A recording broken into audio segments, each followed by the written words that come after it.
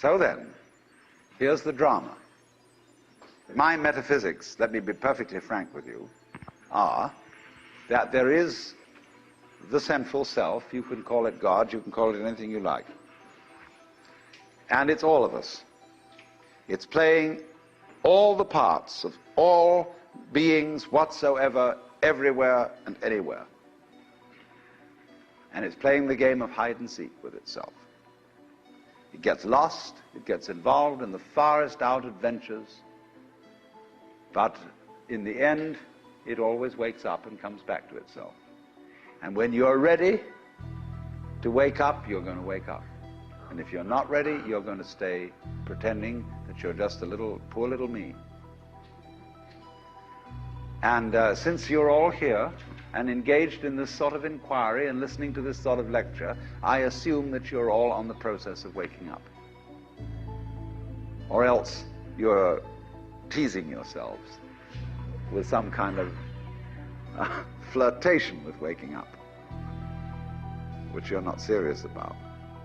But I assume maybe you are, not serious but sincere, that you are ready to wake up.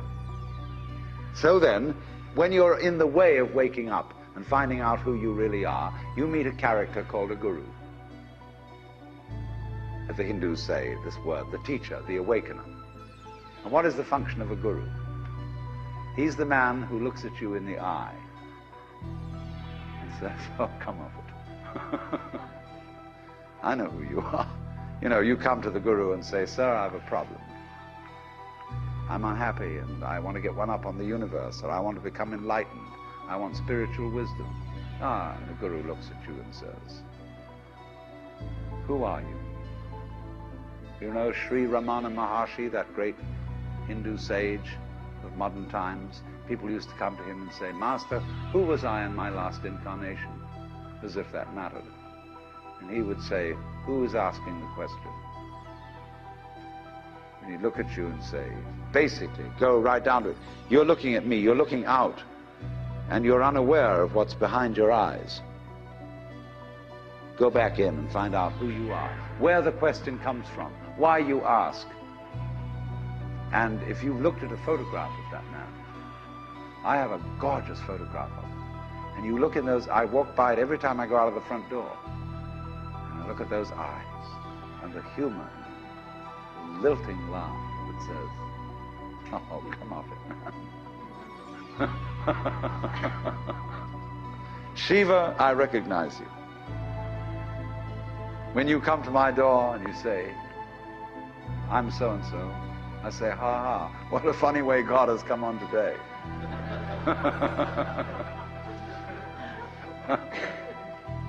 There are all sorts of tricks, of course, that gurus play. They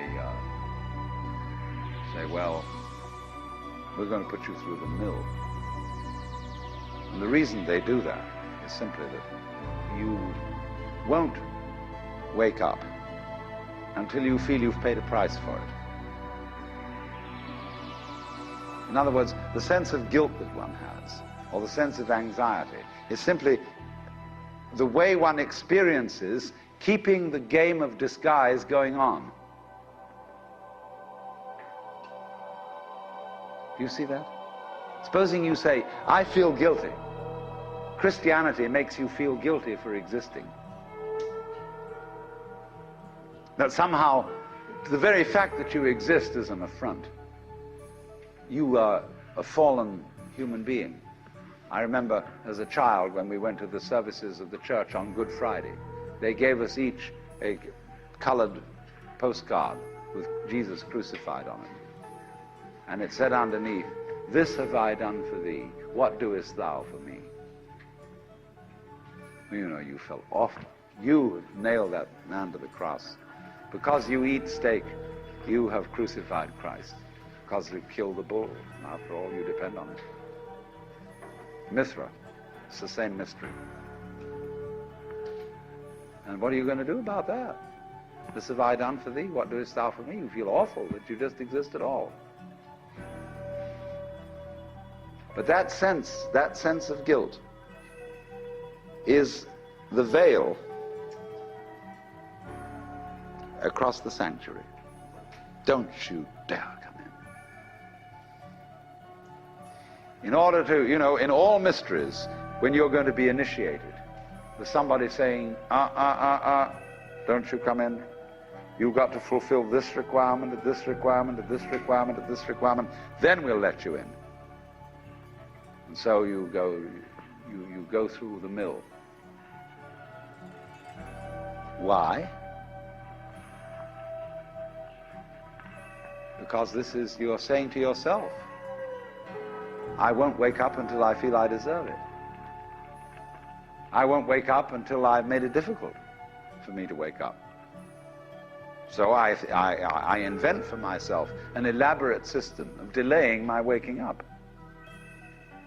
I put myself through this test and that test, and when I feel it's been sufficiently arduous, then I may at last admit to myself who I really am, and draw aside the veil, and realize that after all, when all is said and done, I am that I am, which is the name of God.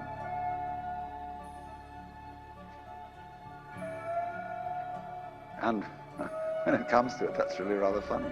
They say in Zen, when you attain Satori, nothing is left to you at that moment but to have a good laugh.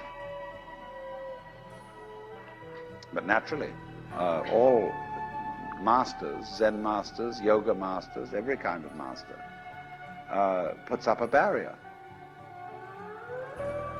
and says to you,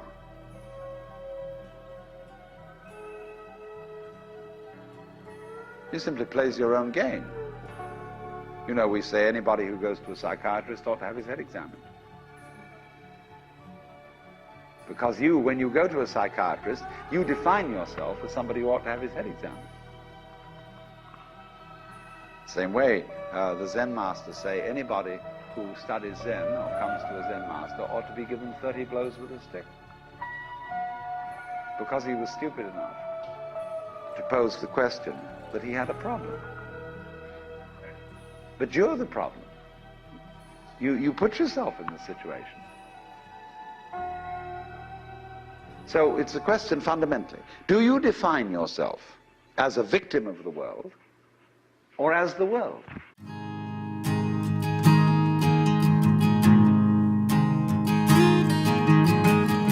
The master calls, these southern lights come shining down on me. Blood red moonlight casts a bare reflection, and I wonder if these bones will ever leave. As I recall the source of my obsession,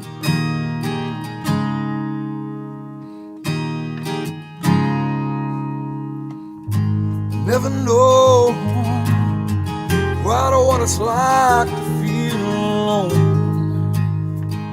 I learned that silence breeds an awful feeling, and I wonder if these hearts remain of stone, would they serve us well to stop this bleeding?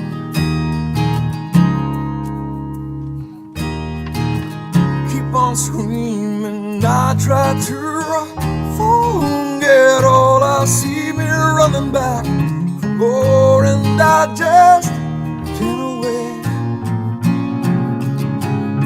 It's driving there crazy, for I know you just might save me. Hold me there before me.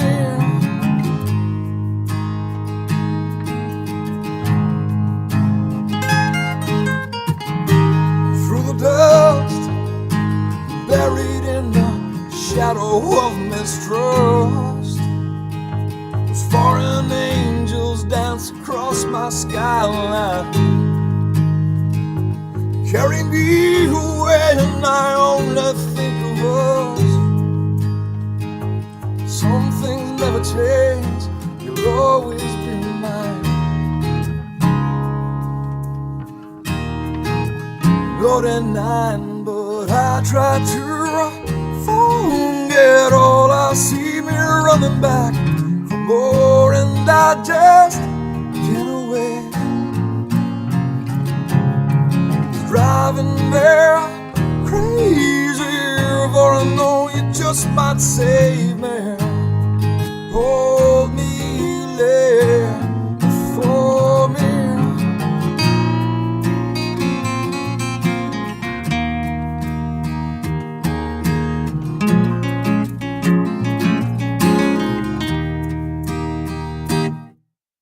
Well, I won't be all misunderstood. So many like me, all on my own. I shall stand.